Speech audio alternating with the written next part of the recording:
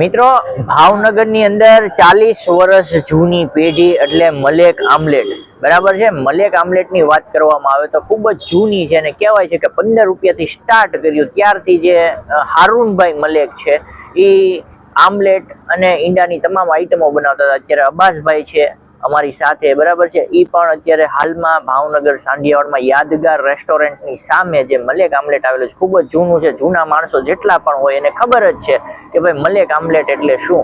આજે અમે ત્યાં આવી પહોંચ્યા હતા, અમને અબ્બાસભાઈ એક જે આ રેસીપી છે કઈ છે આપણે ઈંડા મોગલાઈ છે એ ખવડાવી હતી અને આવી અલગ અલગ પ્રકારની રેસીપી છે એ અહીંયા મળતી હોય છે બરાબર છે। અને પાઉં છે, ઈંડા છે બરાબર છે અને રોટી છે, તમામ પ્રકારની વસ્તુઓ મળી છે। ઠંડા પીણા છે, પેપ્સી છે અને ટાઈમની વાત કરવામાં તો કેટલો ટાઈમ હોય છે? 5 રાતના 1-2 વાગ્યે છે બરાબર, સાંજે 5 થી રાતના 1 વાગ્યા સુધી અહીંયા કન્ટિન્યુટી ચાલુ હોય। વસ્તુની વાત કરીએ કેટલા જાતની આઈટમ મળી રહે છે આપણી પાસે? આની લગભગ 1 થી 40 આઈટમ બનાવું છું।